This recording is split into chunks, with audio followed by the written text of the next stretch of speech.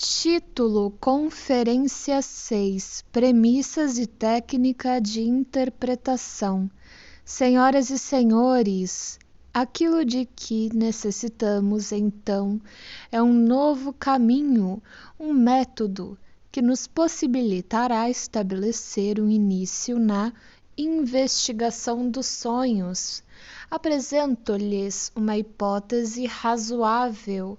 Consideremos como premissa desse ponto em diante que os sonhos não são fenômenos somáticos, mas psíquicos. Os senhores sabem o que isso significa, contudo, o que justifica que façamos essa hipótese?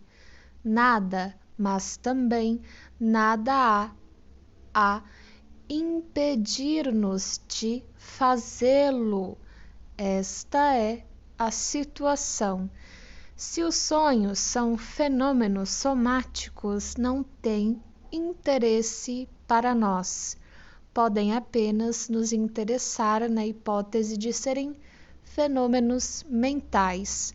Trabalharemos com a hipótese de que realmente o são, para ver o que daí se origina. O resultado de nosso trabalho decidirá se devemos manter essa hipótese e se podemos tratá-la, por sua vez, como dado comprovado. Entretanto, aqui realmente queremos chegar? Que objetivo nosso trabalho está buscando? Desejamos algo que é buscado em todo trabalho científico: compreender os fenômenos, estabelecer uma correlação entre os mesmos e, como fim último, aumentar, se possível, nosso poder sobre esses fenômenos. Nesse consenso, prosseguimos com nosso trabalho baseados na hipótese de que os sonhos são fenômenos psíquicos.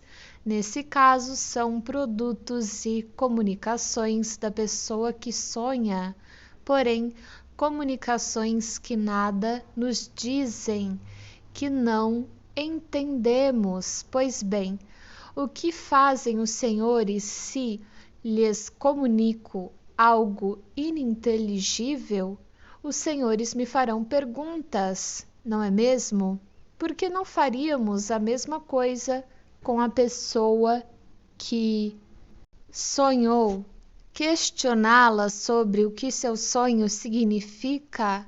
Como se recordam, certa vez nos encontramos na mesma situação anteriormente, quando estávamos investigando determinadas parapraxias, um caso de lapso de língua.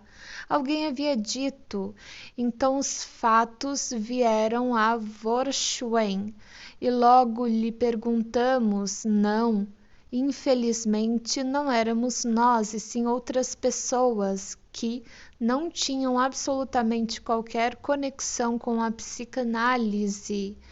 Essas outras pessoas então lhe perguntaram o que quis dizer com esse comentário ininteligível, e ele prontamente replicou que tinha pretendido dizer: estes fatos eram schweineren, repugnantes, porém repelira essa intenção em troca da versão mais suave. Então os fatos vieram a Vorschen, ou seja, luz.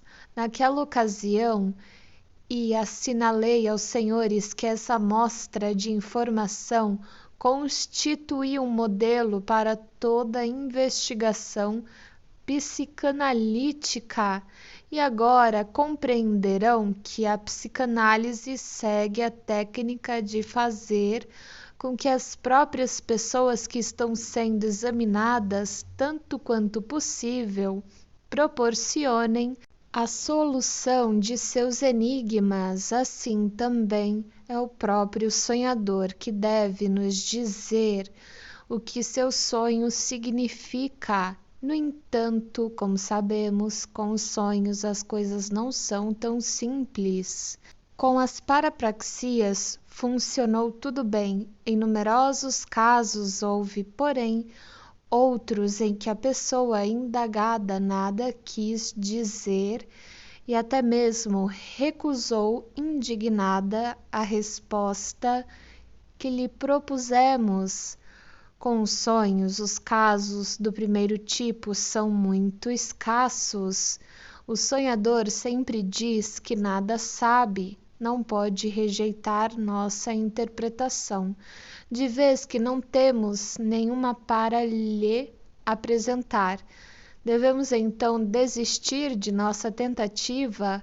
Como ele nada sabe e nós nada sabemos, e uma terceira pessoa poderia saber menos ainda, parece não haver perspectiva de descobrir a solução. Nesse caso, se os senhores estão propensos a desistir, desistam da tentativa, porém, se pensam de forma diferente, podem continuar acompanhando-me, porque posso lhes assegurar ser completamente possível e, na realidade, altamente provável que o sonhador sabe sim o que seu sonho significa, apenas não sabe que sabe, e por esse motivo pensa que não sabe. Os senhores me assinalarão que, mais uma vez, estou introduzindo uma suposição, já a segunda nesse breve raciocínio, e que assim fazendo estou reduzindo enormemente o direito à credibilidade de meu procedimento, devido à premissa de que os sonhos são fenômenos psíquicos e devido a uma nova premissa de que há coisas mentais em uma pessoa que sabe, sem saber que sabe da existência deles, e assim por diante. Sendo assim, basta que se considere a improbabilidade intrínseca de cada uma dessas duas premissas para se poder tranquilamente desviar o interesse de qualquer conclusão que se possa basear nelas. Eu não os trouxe até aqui, senhoras e senhores, para iludi-los ou para ocultar-lhes determinadas coisas. Em meu programa é verdade, anunciei uma série de conferências elementares para servir como introdução à psicanálise. Contudo, aquilo que eu tinha em mente não era nada nos moldes de uma apresentação in usum Delphini, que lhes daria uma versão agradável com todas as dificuldades cuidadosamente escamoteadas, com as lacunas preenchidas e as dúvidas explicadas favoravelmente, de forma que os senhores pudessem crer com a mente despreocupada que tinham aprendido algo novo. Não, justamente pelo motivo de os senhores serem principiantes, quis mostrar-lhes a nossa ciência como ela é, com suas asperezas e dificuldades, suas exigências e hesitações, pois sei que o mesmo se passa com todas as ciências e possivelmente não pode ser de outra forma, especialmente em seus começos. Sei também que, em geral, o ensino se dá ao trabalho de se notabilizar pelo fato de encobrir de quem aprende essas dificuldades e imperfeições. Com a psicanálise, porém, isso não vai acontecer, de modo que formulei duas premissas, uma dentro da outra, e se alguém acha tudo isso muito laborioso e muito seguro, ou se alguém está habituado a certezas mais garantias e há deduções mais elegantes, não deve prosseguir conosco. Penso, no entanto, que absolutamente não deveria se meter com os problemas psicológicos, porquanto é de se temer que em breve achará intransitáveis os caminhos precisos e seguros que escolheu para seguir. E uma ciência que tem algo a oferecer não tem necessidade de cortejar ouvintes e adeptos. Suas descobertas não podem deixar de angariar adesões, e ela pode esperar até que essas descobertas tenham feito com que as atenções se voltassem para ela. Para aqueles que gostariam de prosseguir com esse tema, porém, posso afiançar que minhas duas hipóteses não são equivalentes. A primeira, a de que os sonhos são fenômenos psíquicos, e a premissa que procuramos demonstrar pelo resultado de nosso trabalho. A segunda já foi demonstrada em outra área de conhecimento, e eu simplesmente estou me aventurando a transportá-la dessa área para nossos próprios problemas. Onde, pois, em que campo se pode encontrar a prova de que existe algum conhecimento do qual a pessoa interessada, apesar de tudo, nada sabe, conforme estamos propondo supor, a respeito dos sonhos? Em última análise, este seria um fato estranho, surpreendente, um fato que viria a alterar nossa visão da vida mental e que não teria por que se manter escondido, um fato, aliás, que se neutraliza na sua própria denominação e que não o bastante pretende ser algo de real, uma contradição em termos. Pois bem, ele não se esconde, não é falta sua se a pessoa nada sabem a seu respeito ou não lhe prestam suficiente atenção. Também não somos nós que devemos ser acusados de permitir que esses problemas psicológicos sejam deixados a cargo de pessoas que se mantêm distanciadas de todas as observações e experiências decisivas para a questão. A comprovação foi encontrada no campo dos fenômenos hipnóticos, quando em 1889 tomei parte nas demonstrações extraordinariamente impressionantes feitas por Liebelt e Bernheim em Nancy, testemunhei a seguinte experiência, entre outras. Quando um homem era colocado em estado de sonambulismo, era levado a experimentar toda uma espécie de coisas em forma alucinatória e depois era despertado. De início parecia nada saber do que acontecera durante seu sono hipnótico. Bernheim então lhe pedia sem rodeios para relatar o que lhe havia acontecido sob hipnose. O homem afirmava que não conseguia lembrar-se de nada. Bernheim, porém, se mantinha firme, pressionava-o para falar. Insistia em que o homem sabia e devia recordar, e eis que o homem era tomado de incerteza, começava a refletir e recordava de forma indistinta uma das experiências que lhe tinham sido sugeridas e depois outra parte, e a memória se tornava cada vez mais clara e mais completa e finalmente vinha à luz sem falhar.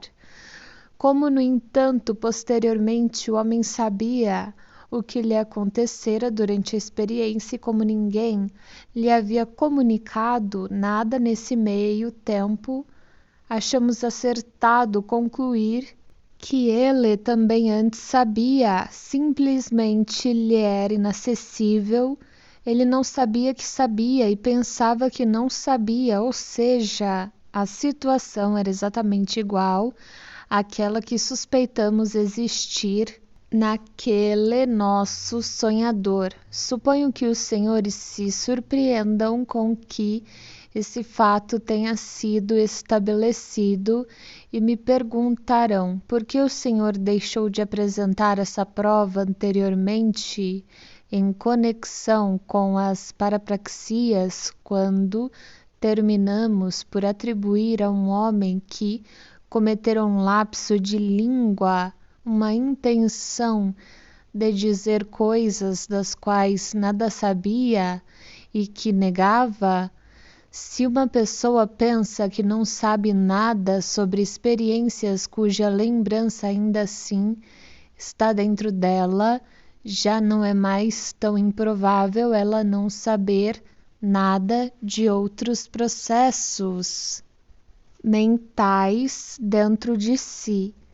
Esse certamente seria para nós um argumento de peso e nos teria auxiliado a compreender as parapraxias. Naturalmente eu poderia tê-lo apresentado antes, porém reservei-o para outro lugar, onde é mais necessário. As parapraxias em parte se explicavam por si mesmas e em parte nos deixavam a impressão de que, para preservar a continuidade dos fenômenos em questão, seria prudente supor a existência de processos mentais dos quais a pessoa nada sabe. No caso do sonho, somos compelidos a introduzir explicações provenientes de outro lugar. E ademais disso, espero que no caso dos mesmos os senhores acharão mais fácil aceitar que eu transporte para cá explicações provenientes da hipnose. O estado no qual uma parapraxia ocorre não pode deixar de se lhes afigurar normal. Não possui qualquer semelhança com um estado hipnótico. Por outro lado, existe um parentesco evidente entre o estado hipnótico e o estado de sonho, que constitui uma condição necessária do sonho. A hipnose, na verdade, é descrita como um sono artificial. A pessoa que estamos hipnotizando, pedimos que durma e as sugestões que fazemos são comparáveis aos sonhos do sono natural. As situações psíquicas nos dois casos são realmente análogas. No sono natural, retiramos nosso interesse de todo o mundo externo, e no sono hipnótico também o retiramos do mundo inteiro, porém, com exceção apenas da pessoa que nos hipnotizou e com a qual permanecemos em contato. Diga-se de passagem, o sono de uma mãe cuidando de seu filho, permanecendo em contato com o mesmo e podendo ser acordada apenas por ele, é o equivalente normal do sono hipnótico. Assim, não seria tão fora de propósito transpor a situação da hipnose para a do sono natural. Não é inteiramente absurda a suposição de que também no sonhador esteja presente algum conhecimento a respeito de seus sonhos, embora esse conhecimento lhe seja inacessível ao ponto de não acreditar no mesmo. Observe-se que, nesse ponto, se abre uma terceira frente de abordagem ao estudo dos sonhos. Vimos a dos estímulos que perturbam o sono, a dos devaneios, e agora temos a dos sonhos sugeridos do estado hipnótico. Talvez possamos agora retornar à nossa tarefa com renovada confiança. É, pois, provável que o sonhador tenha noção do que sonhou. A única questão é saber como tornar-lhe possível descobrir o conhecimento que tem e o comunicar a nós. Não lhe exigimos dizer-nos abertamente o sentido de seu sonho, porém, será capaz de encontrar a origem, o círculo de pensamentos e de interesses do qual surgiu tal sonho. Os senhores se recordam de que, no caso das parapraxias, perguntou-se ao homem como ele havia chegado à palavra equivocada, Vorshuen, e a primeira coisa que lhe ocorreu deu-nos a explicação. Nossa técnica no que se refere aos sonhos, portanto, é muito simples e copiada desse exemplo. Também aqui perguntaremos a quem sonhou de que modo chegou ao sonho, e da mesma forma seu primeiro comentário pode ser considerado uma explicação.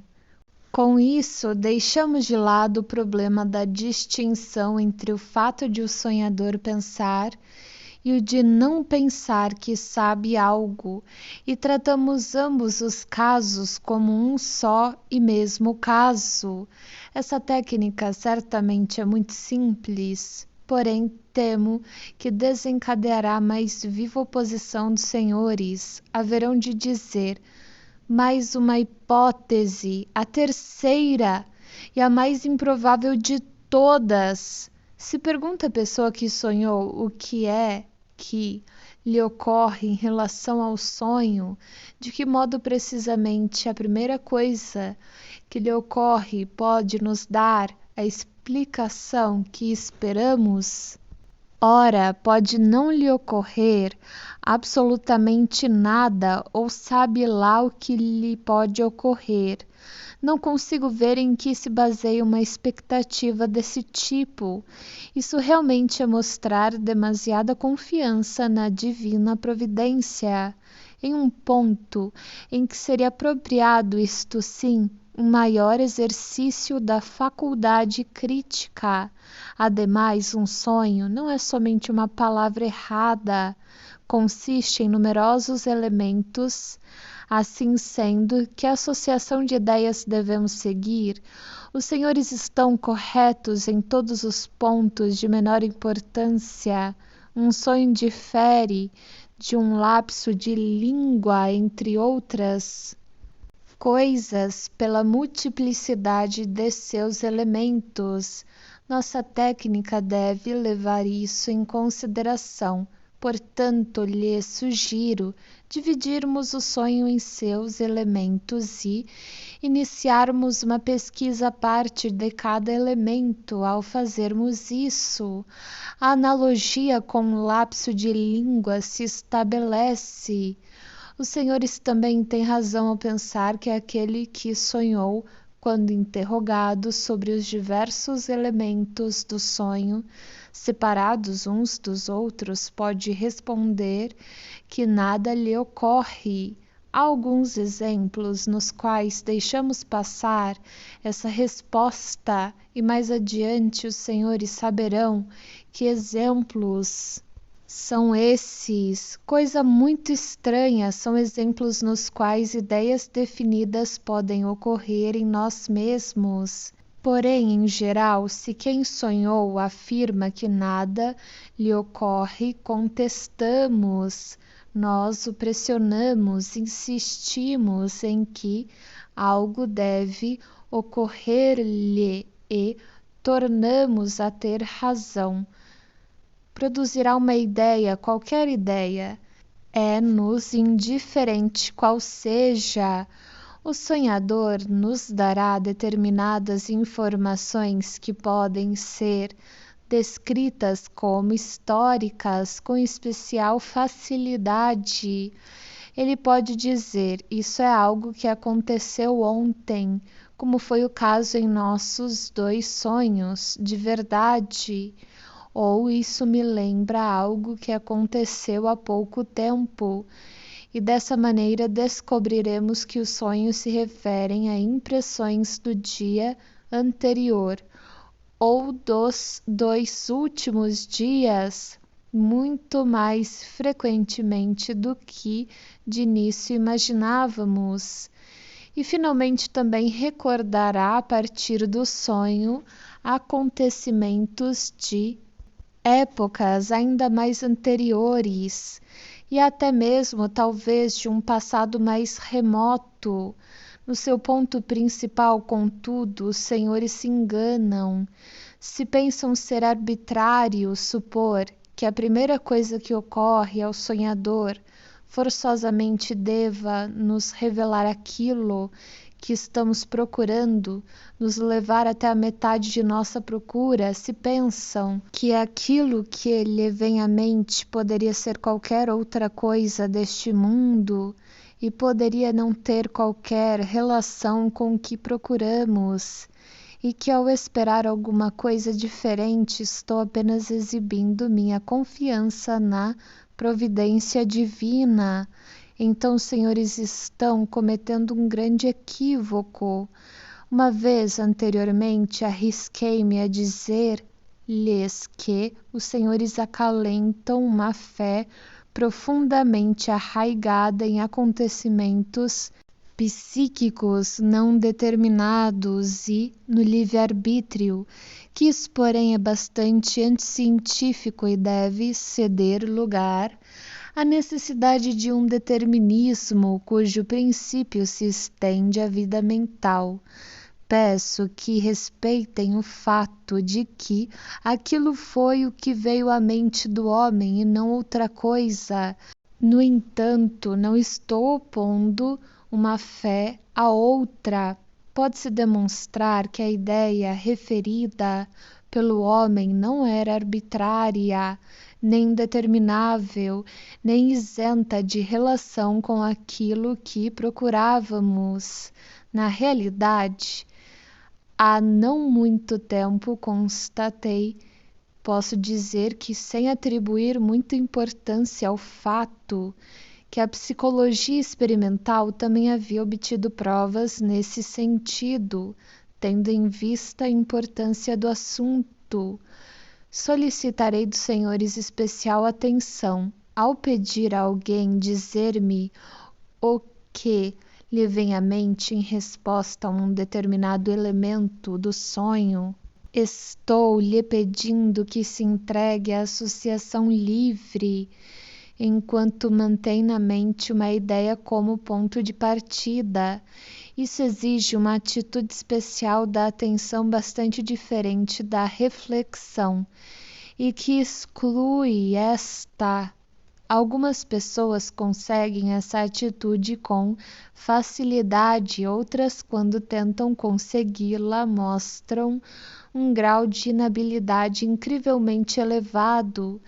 Existe, no entanto, um grau maior de liberdade de associação, quer dizer, posso eliminar a exigência de manter na memória uma ideia inicial e tão somente estabelecer a modalidade ou tipo de associação que quero.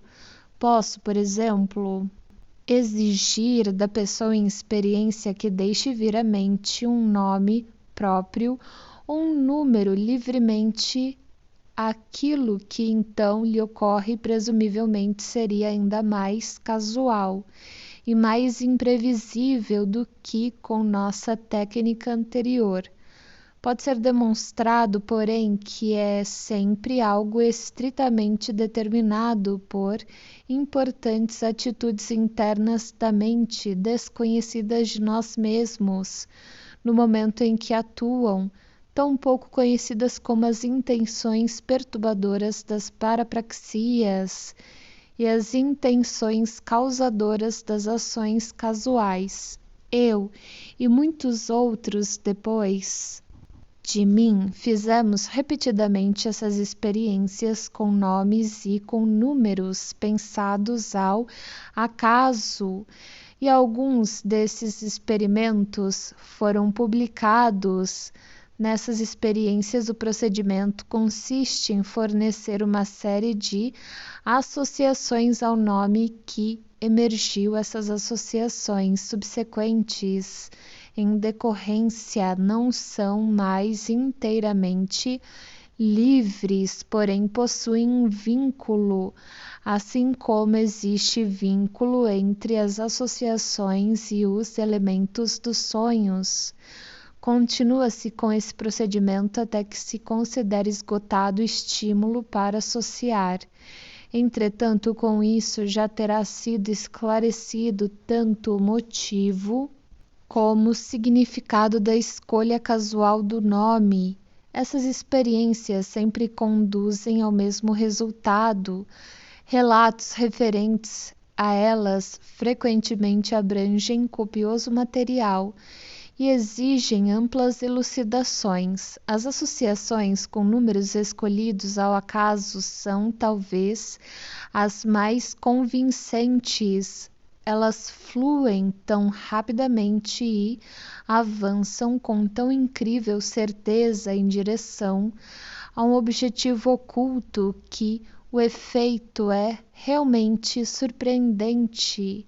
Apresentarei aos senhores um exemplo de uma dessas análises de um nome, de vez que lidar com isso exige uma quantidade de material convenientemente pequena. No decurso do tratamento de um jovem, tive ocasião de discutir esse assunto e mencionei a tese de que, apesar de uma escolha aparentemente casual, é impossível pensar em um nome ao acaso que não venha a se revelar como rigorosamente determinado pelas circunstâncias imediatas, pelas características da pessoa em experiência e por sua situação no momento. De vez que ele se encontrava cético, sugeri-lhe que deveria fazer consigo mesmo uma experiência desse tipo na hora. Eu sabia que ele mantinha relações particularmente numerosas, de todo tipo, com mulheres casadas e com moças, e assim pensei que ele teria à sua disposição uma escolha especialmente ampla, se fosse o caso de lhe pedir que escolhesse o nome de uma mulher. Concordou em fazer a experiência. Para minha surpresa, ou melhor, talvez para sua surpresa, não fui assoberbado por nenhuma avalanche de nomes femininos. Permaneceu calado por um momento. Então admitiu que apenas um nome lhe tinha vindo à cabeça e nenhum outro além deste: Albina. Que coisa curiosa! Mas o que significa esse nome para o senhor?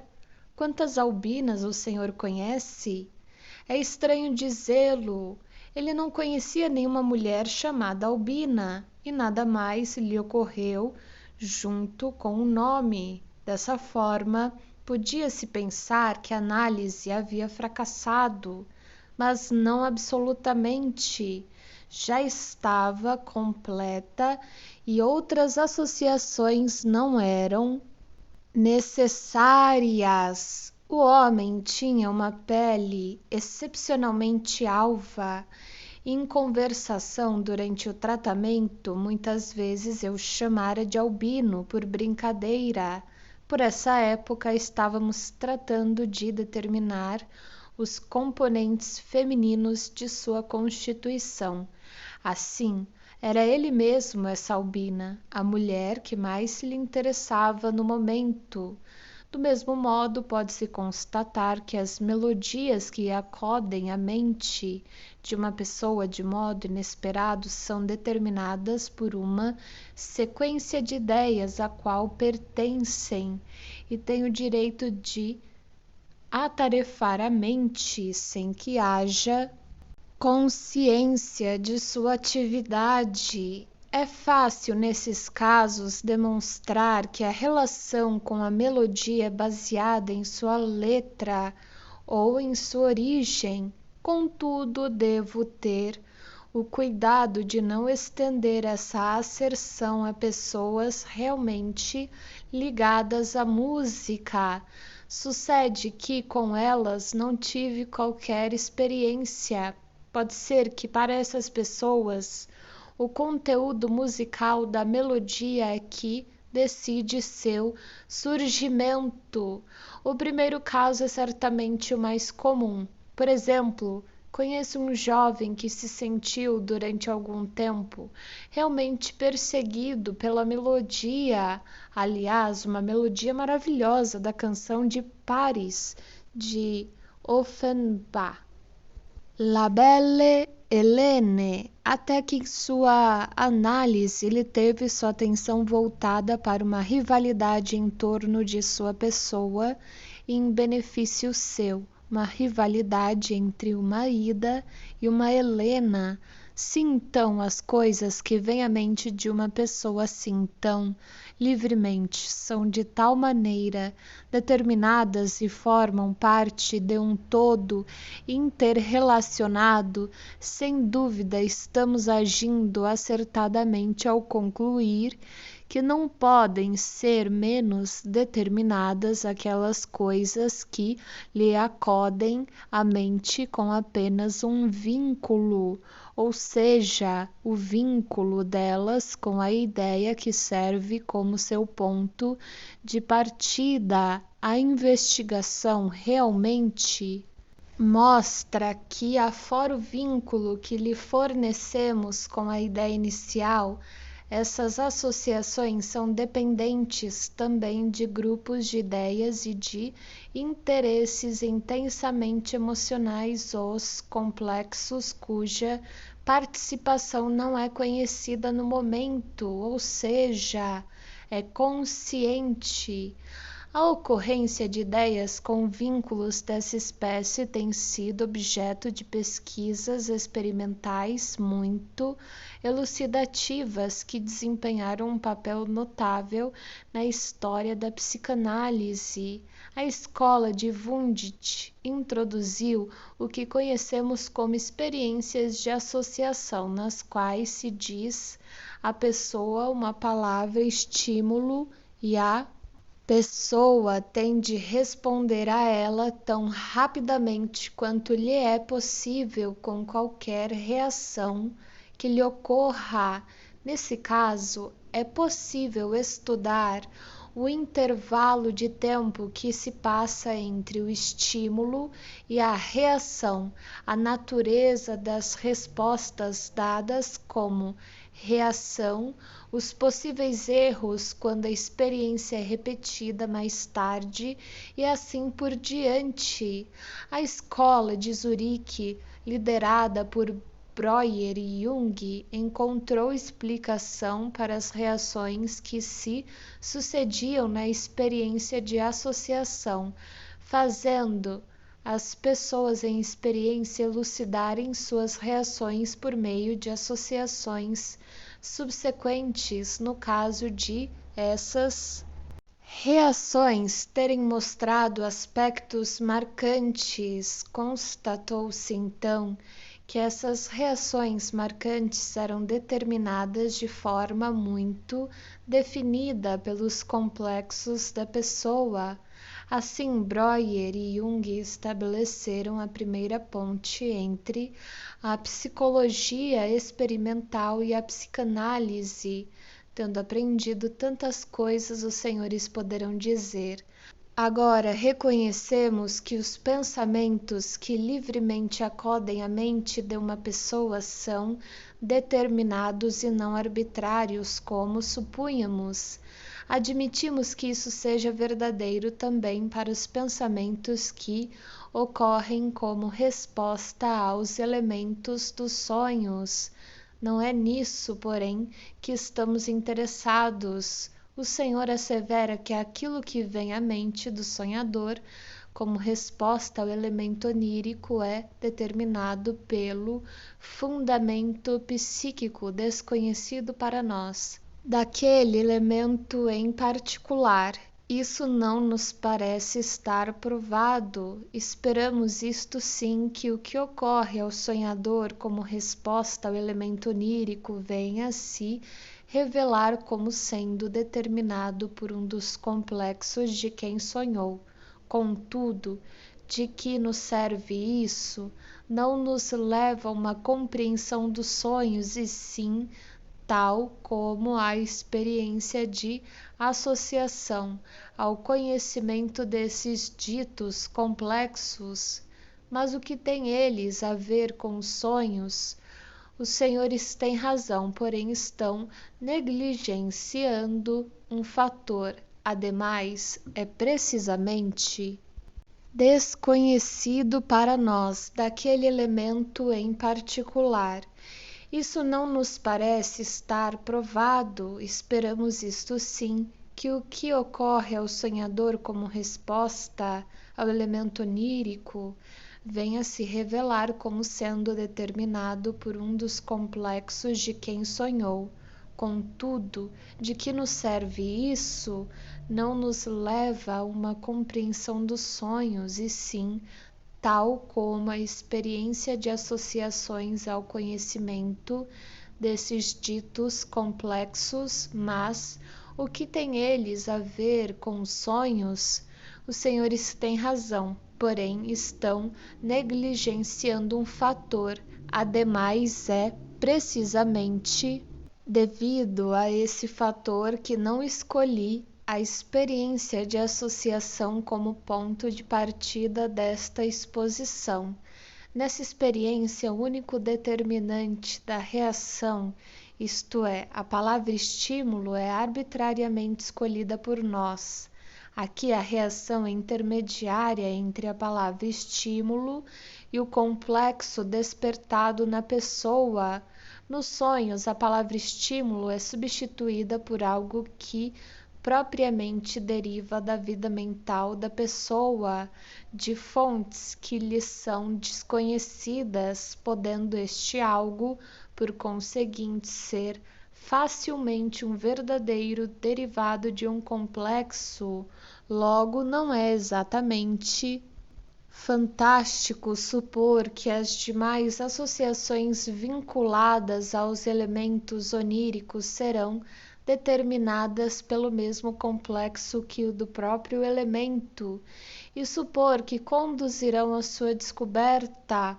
Permitam-me mostrar-lhes com outro exemplo que os fatos são como esperamos. O esquecimento de nomes próprios é realmente um excelente modelo do que acontece na análise dos sonhos.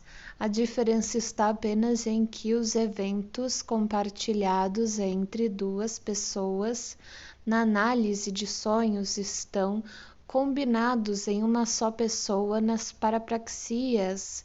Se esqueço temporariamente um nome, mesmo assim sinto em mim alguma certeza de o saber. Uma certeza que, no caso da pessoa que sonhou, somente chegamos pelo caminho indireto da experiência de Bernheim. O nome que esqueci, embora o saiba, não é acessível para mim. A experiência em breve me ensina que nada adianta pensar nele, por mais que me esforce. Em um lugar do nome esquecido, porém, sempre posso recordar um ou vários nomes substitutos. É somente depois de espontaneamente ter me ocorrido um nome substituto desse tipo que se torna óbvio a semelhança dessa situação com a da interpretação do sonho. Como esse nome substituto também, o elemento onírico não é a verdadeira coisa em si, porém tão somente está em lugar de alguma outra coisa, da coisa original que desconheço e devo descobrir mediante a análise do sonho. Mais uma vez, a única diferença é que, no caso do esquecimento de um nome, reconheço sem hesitação o substituto como algo não original, ao passo que, no caso do elemento onírico, chegamos a essa constatação com mais dificuldade.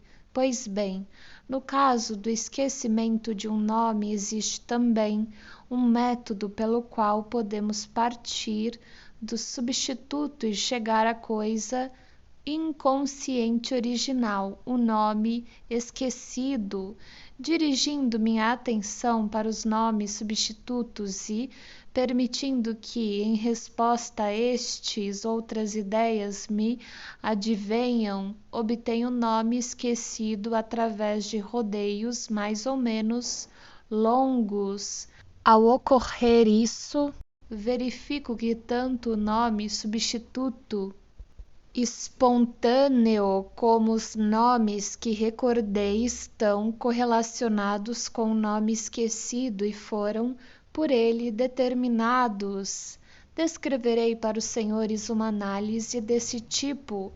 Certo dia verifiquei que não conseguia recordar o nome do pequeno país da Riviera cuja capital é Monte Carlo. Foi muito cansativo, porém a coisa se passou assim.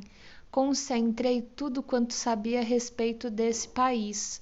Pensei no príncipe Alberto da casa de Lusignan, nos seus casamentos, em sua dedicação às pesquisas em alto mar, e tudo mais que pude reunir, mas foi inútil. Desisti, assim, da reflexão, e deixei que me ocorressem nomes substitutos em vez do nome esquecido. Vieram rapidamente a própria Monte Carlo, Piemonte, Albânia, Montevidéu, Colico. Nessa série chamou-me a atenção primeiramente Albânia, logo substituída por Montenegro, sem dúvida por causa do contraste entre branco e negro. Então constatei que 4 desses nomes substitutos continham a mesma sílaba, mon, e com isso subitamente eu tinha a palavra esquecida e exclamei em voz alta: Mônaco! Os nomes substitutos assim realmente haviam surgido do nome esquecido. Os 4 primeiros provinham de sua primeira sílaba, ao passo que o último reproduzia sua estrutura silábica e sua última sílaba inteira. Ademais, conseguia descobrir com bastante facilidade o que me privara temporariamente desse nome. Mônaco é também a palavra italiana para Munique, e foi essa cidade que exerceu a influência inibitória. Não há dúvida de que esse é um bom exemplo, porém é simples demais. Em outros casos, teria sido necessário recordar extensas sequências de ideias em resposta ao primeiro nome substituto, e então a analogia com a análise de sonhos teria sido mais clara. Tive experiências também desse tipo. Certa ocasião, um estrangeiro convidou-me para tomar vinho italiano em sua companhia, porém, quando estávamos no restaurante, sucedeu não lembrar-se ele do nome do vinho que desejava pedir, em virtude das recordações muito agradáveis que tinha desse vinho. A partir de numerosas ideias substitutas de diferentes espécies que acudiam à sua memória, em lugar do nome esquecido, pude concluir que pensamentos a respeito de algo com o nome Edwin o tinha feito esquecer o nome, e ele não apenas confirmou o fato de que provara desse vinho pela primeira vez quando estava em companhia de alguém com esse nome, como também, auxiliado pela descoberta, se lembrou do nome do vinho.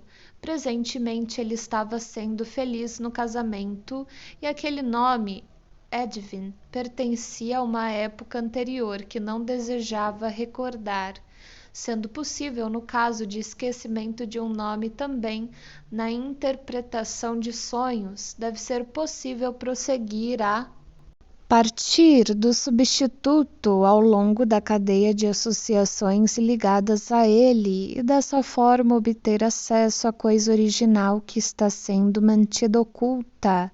Do exemplo do nome esquecido, podemos concluir que as associações com o elemento onírico serão determinadas tanto pelo elemento onírico como pela coisa original inconsciente que está por trás deste. Sendo assim, parece que aduzimos alguma fundamentação para nossa técnica.